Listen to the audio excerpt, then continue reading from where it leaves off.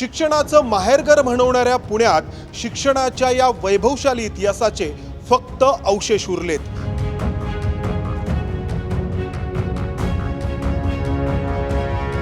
विद्यार्थी आणि विद्यार्थिनींसाठीची या ठिकाणची ही शौचालय खरं तर तुम्हाला दाखवू नये अशी या ठिकाणची परिस्थिती आहे। ही साठलेली धूळ या शाळेच्या कॉम्प्युटर लॅबमधली आहे।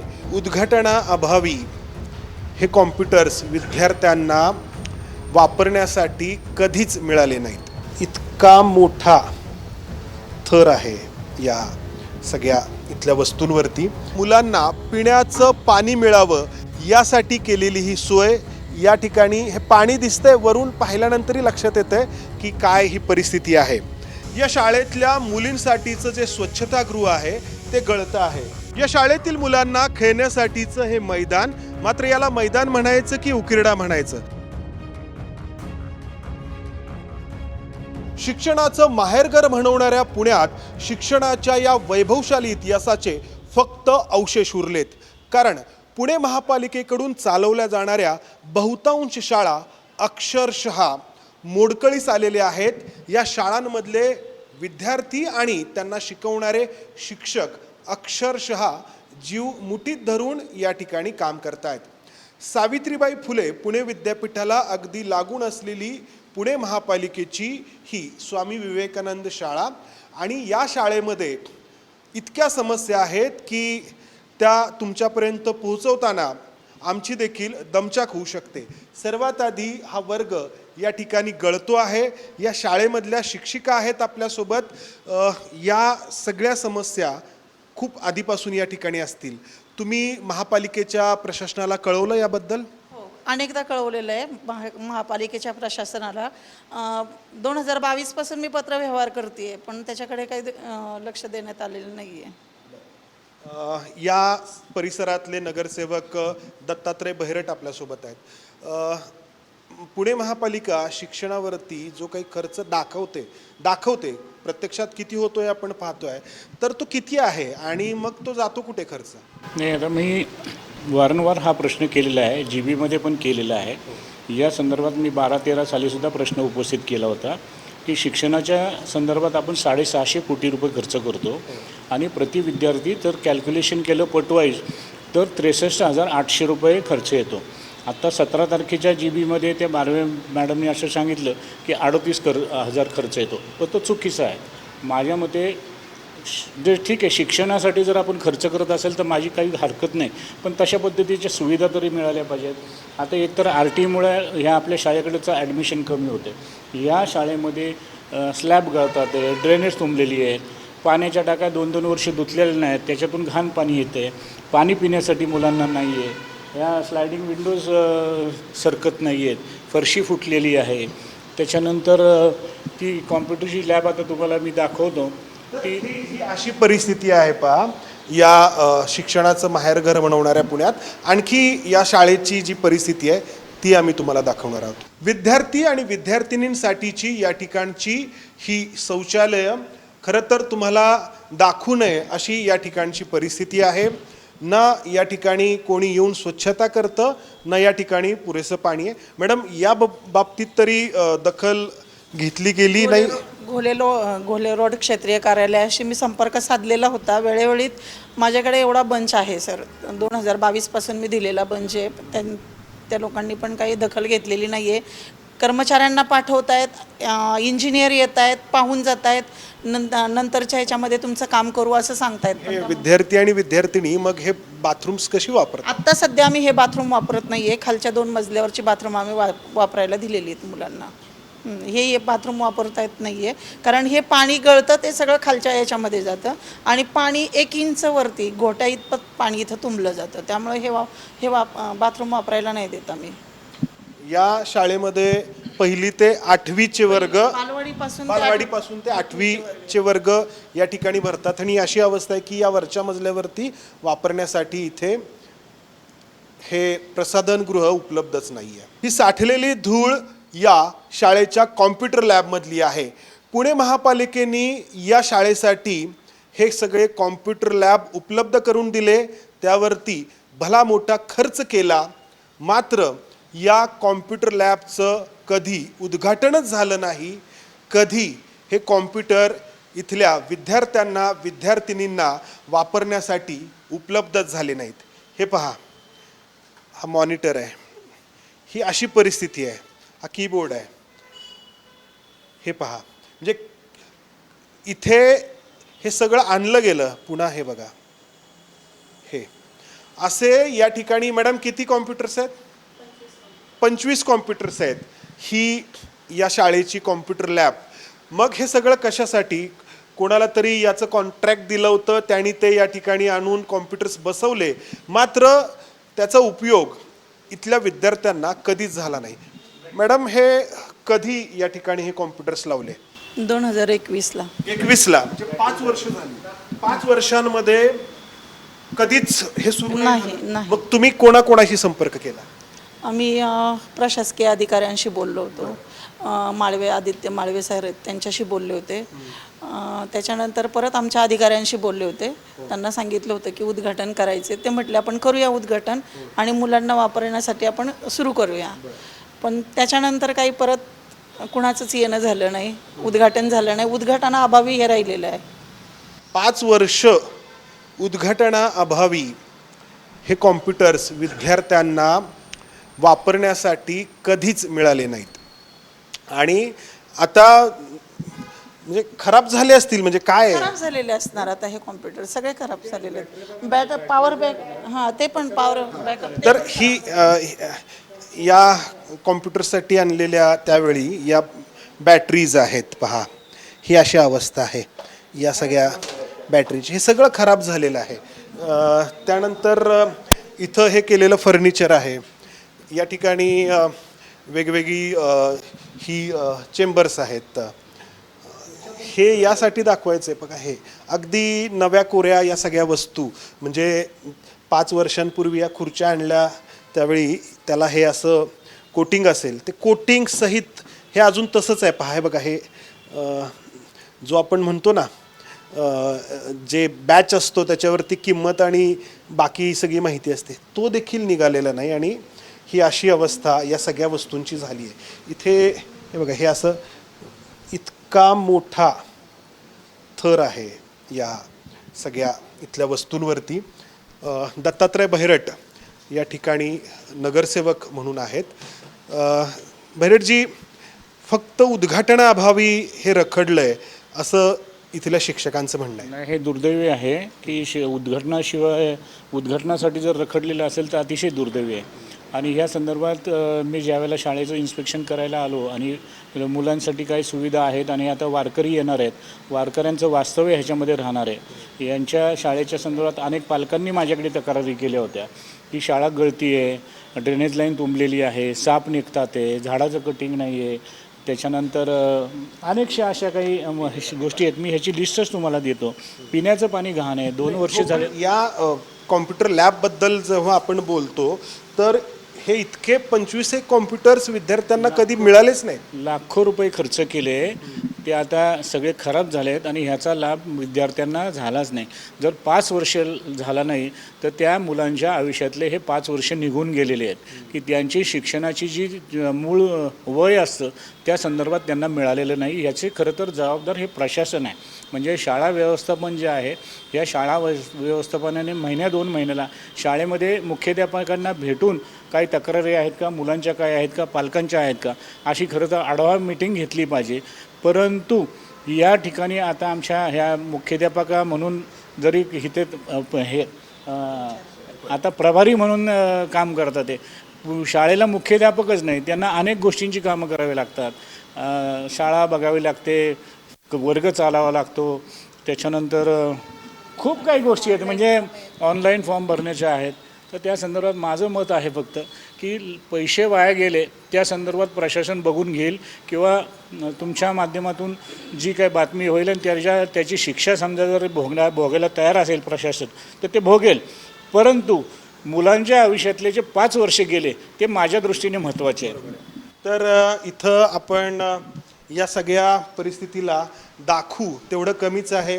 ही अशी परिस्थिती आहे. पहा, इकडे देखील हे जे काही मॉनिटर्स आहेत त्या मॉनिटर्सला जोडलेल्या या वायर आहेत. अक्षरशः इथे पहा, हां, हे इतकी धूळ आहे. हे बघा, हा जो कीबोर्ड आहे, या कीबोर्डचा कवर देखील निघालेला नाही आहे. कवर देखील निघालेला नाही आहे. या ठिकाणी या सगळ्या वस्तू अशा या खराब झालेल्या आहेत. हा पैसा पुणेकरांच्या करातून वापरलेला पैसा आहे, पुणेकरांचा कष्टाचा पैसा आहे, तो अशा पद्धतीने वाया घालवण्यात आला आहे.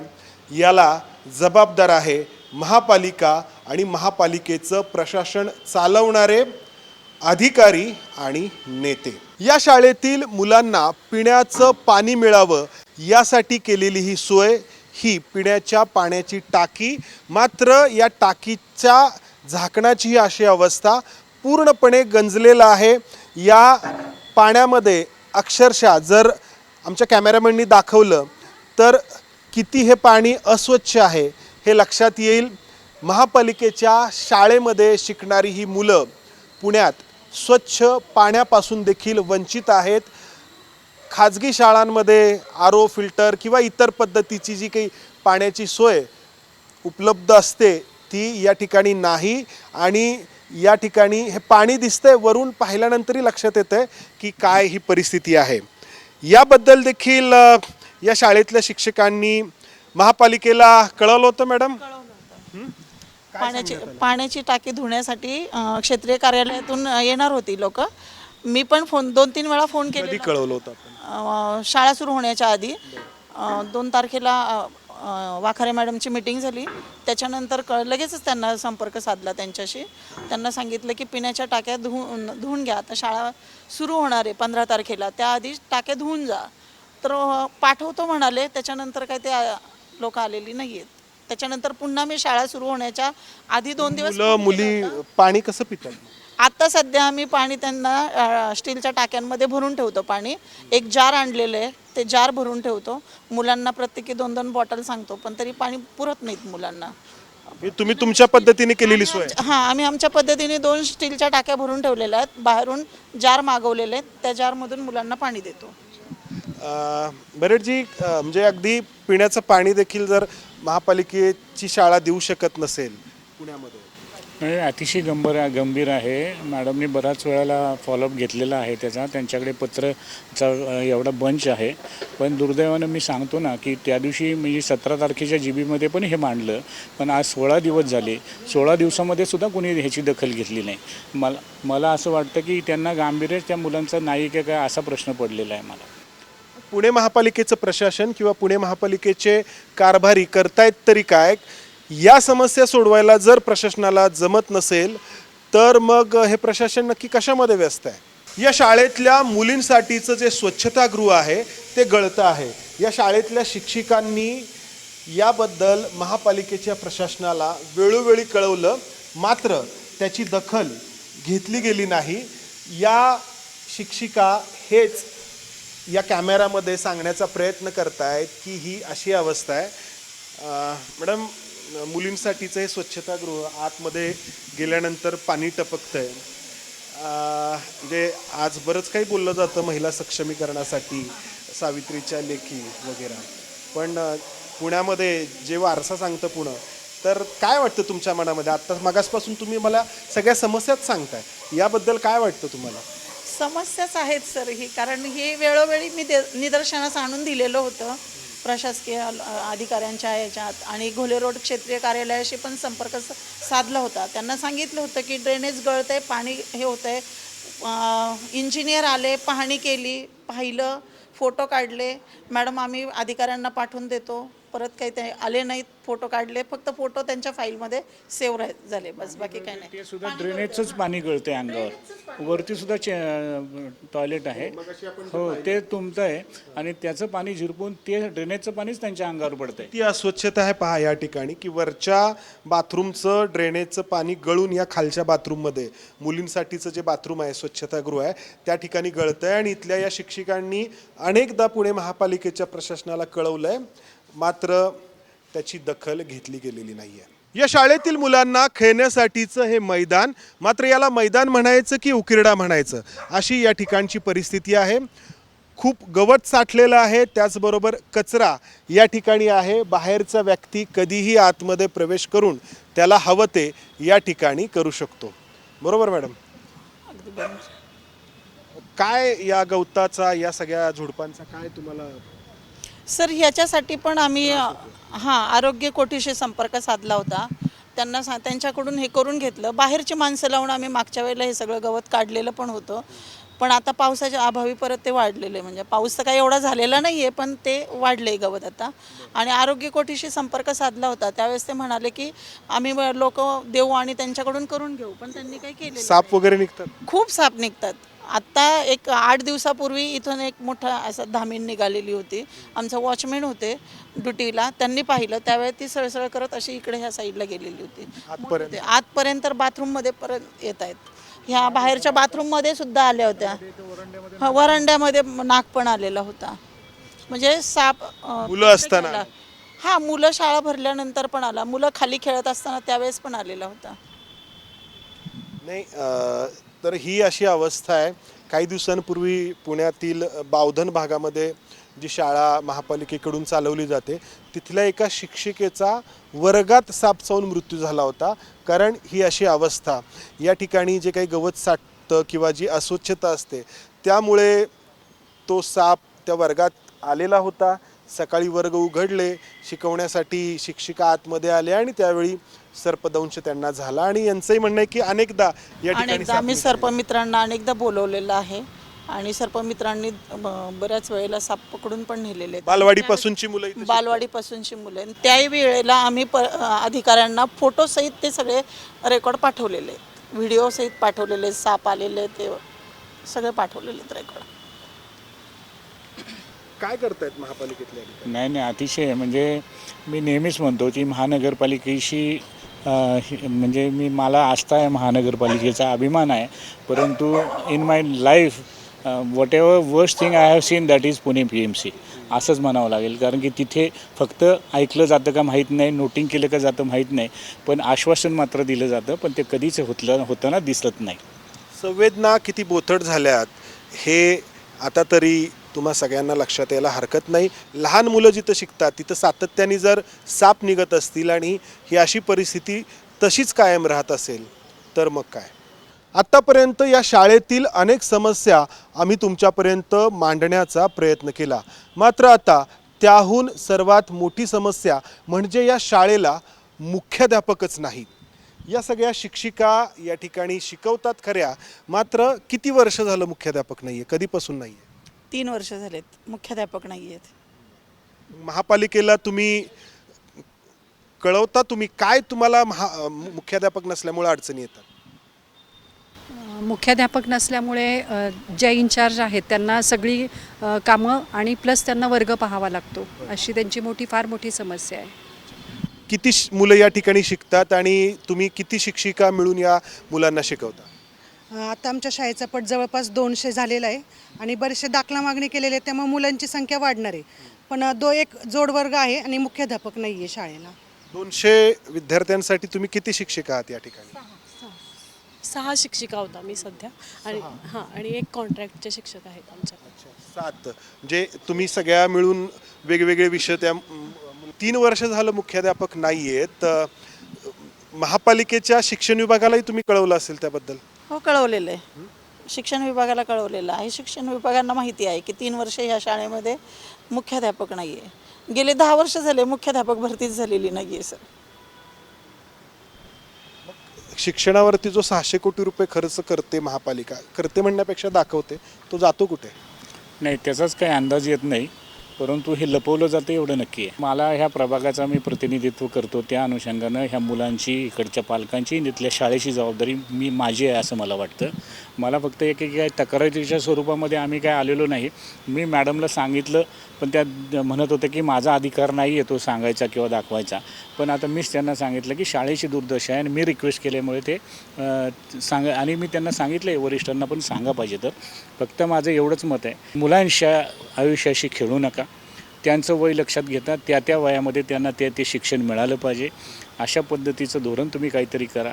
मुख्याध्यापकांना भेटा, त्यांच्या संदर्भातल्या समस्या काय आहेत त्या विचारून घेत्या आणि त्या प्रोव्हाइड करायच्या संदर्भात तुम्ही करा, जेणेकरून माझ्या प्रभागातली मुलं जरी महानगरपालिकेची असली तर ती मला त्याचा अभिमान आहे, ती त्यांनी अतिशय उत्कृष्टपणे अभ्यास करून ती चांगल्या मार्काने सुद्धा पास होताना दिसतात आहे. म्हणून त्यांच्या करिअरशी कुणी खेळू नये एवढाच माझा हा प्रश्न आहे. आणि प्रशासनाला विनंती हात जोडून की आमच्या भागातल्या म्हणजे पुणे शहरात सगळीकडे करायला पाहिजे, पण माझ्या भागातल्या तरी शाळांना विद्यार्थ्यांना हे योग्य मार्गदर्शन मिळण्यासाठी आपण ही सुविधा पुरावी. पुण्यात गुन्हेगारी खूप मोठ्या प्रमाणात वाढली आहे. या गुन्हेगारीचं मूळ नक्की आहे कुठे असा प्रश्न अनेकदा विचारला जातो आणि पोलिसांवरती त्याचं खाफर फोडलं जातं. मात्र या समस्येचं मूळ आम्हाला जे जाणवतं ते पुण्यातील ही जी शिक्षण व्यवस्था नष्ट होते आहे त्यामध्ये. कारण महापालिकेच्या या शाळांमध्ये शिकणारी मुलं अशा पालकांची असतात ज्यांना खाजगी शाळांमध्ये त्यांच्या पाल्यांना शिकवणं शक्य नसतं. त्या खाजगी शाळांची फी भरणं त्यांच्या आवाक्याबाहेरचं असतं. मग ही मुलं या शाळांमध्ये अशी अवस्था असेल तर 8वीपर्यंत तर जातात कारण नापास करण्याचं धोरण नाही, मात्र त्यानंतर ती मुलं पुढचं शिक्षण घेऊ शकत नाहीत आणि मोठ्या प्रमाणात गुन्हेगारी आणि अंमली पदार्थांचं वाढतं व्यसन यामध्ये गुरफटतात. सुरुवातीला जसं म्हटलं की शिक्षणाचं माहेरघर हे मोठी अभिमानाने मिरवली जाणारी बिरदावली पुण्यासाठी इतिहास जमा झाली आहे. कॅमेरामन अमोल गवाळे, समंदार गुंजारी, ABP माझा.